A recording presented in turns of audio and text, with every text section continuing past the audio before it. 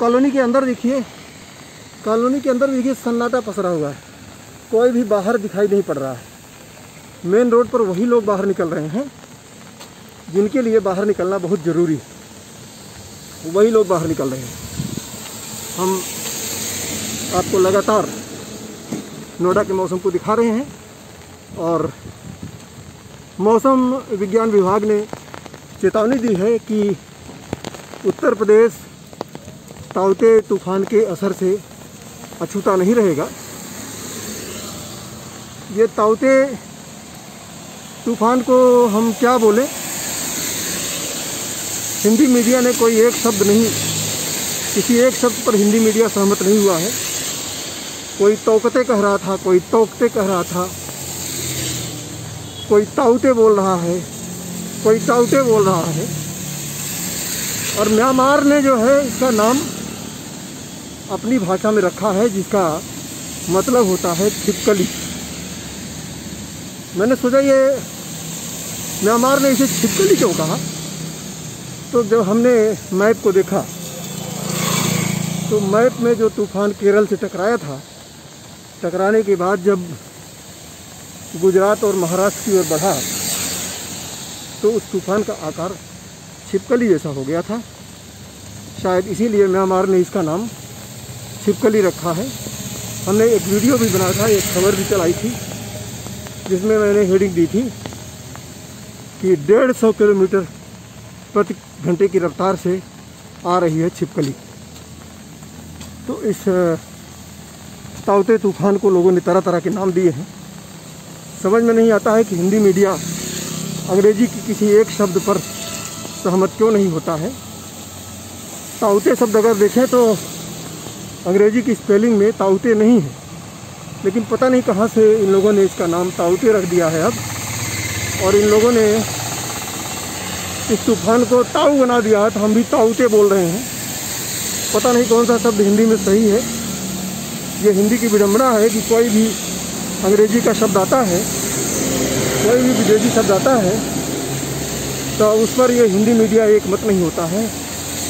सब लोग मनमानी तरीके से अपने अपने हिसाब से उसकी बर्तनी तय करते हैं और उसका नाम रखते हैं। खैर, इसको छोड़ते हैं, ये कोई बहुत बड़ी बात नहीं है। बड़ी बात यह है कि उत्तर प्रदेश में भी अलर्ट जारी कर दिया गया था कि ताउते तूफान का असर यहाँ होगा, यहाँ भी बारिश होगी और बारिश हो रही है। और अगर आप देखें तो एक तरफ कोरोना का तूफान है, दूसरी तरफ ताउते का तूफान है, और तीसरी तरफ बंगाल की राजनीति में तूफान उठा हुआ है। बंगाल में टीएमसी के कुछ नेताओं पर सीबीआई ने कार्रवाई की है, लेकिन सवाल उठाए जा रहे थे कि भाई उसी भ्रष्टाचार के मामले में शुभेंदु अधिकारी भी फंसे थे, आखिर उनके खिलाफ कार्रवाई क्यों नहीं हो रही है। तो ये बात बराबर उठाई जा रही है कि भारतीय जनता पार्टी वो भ्रष्टाचार की सफाई की गंगा बन गई है। लोग यही हाल रहा तो भाजपा मैया की जय बोलने लगेंगे, गंगा मैया की जय बोलना छोड़ देंगे और भाजपा मैया की जय बोलने लगेंगे, क्योंकि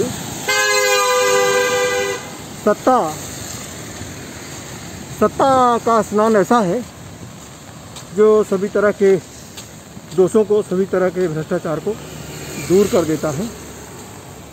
और इसलिए बंगाल में जो राजनीतिक तूफान आया है इसके लंबा चलने की उम्मीद है, लंबा चलने के आसार हैं। और इन तूफानों के बीच अगर कोई पिस रहा है तो वो है निर्दोष जनता। निर्दोष जनता ही तूफानों में पिसती है और बड़े बड़े लोगों को कुछ नहीं होता है, बड़ी बड़ी मछलियों को कुछ नहीं होता है और छोटी मछलियां मारी जाती हैं। वही हाल कुछ बंगाल में हो रहा है। अब हम यहाँ नोएडा से बंगाल के बारे में ज़्यादा कुछ तो नहीं बता सकते, लेकिन जो भी खबरों में आ रहा है, जो भी सामने बातें आ रही हैं उन पर हम अपने विचार आपसे शेयर करते हैं। और राकेश टिकैत ने तो यहाँ तक कह दिया है कि 2022 में मोदी जी राष्ट्रपति बनेंगे और राष्ट्रपति बनने के बाद किसी को प्रधानमंत्री बना दिया जाएगा जो कि मोदी जी का पिछलग्गू होगा, और राष्ट्रपति की कुर्सी पर बैठकर मोदी जी पूरे देश में इमरजेंसी लागू करेंगे और मनमाने फैसले करने के लिए स्वतंत्र हो जाएंगे।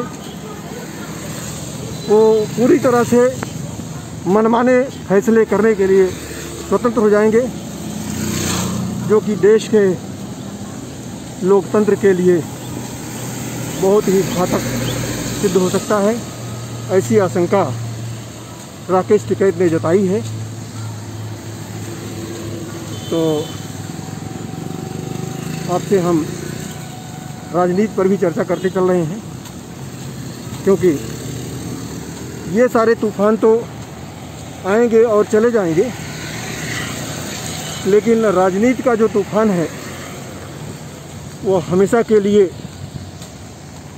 आपके लिए त्रासदी लेकर आता है, और हमें इस त्रासदी से कैसे बचना है इस पर विचार करना होगा। आपने देखा होगा कि दिल्ली के मुख्यमंत्री अरविंद केजरीवाल ने जो असहाय हो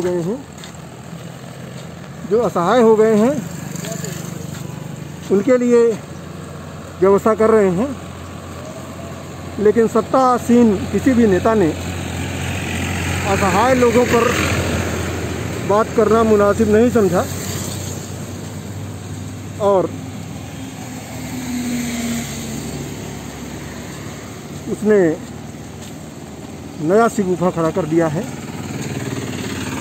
और वो जो कि खबरों के बाजार में उछल रहा है, टूल किट का मामला।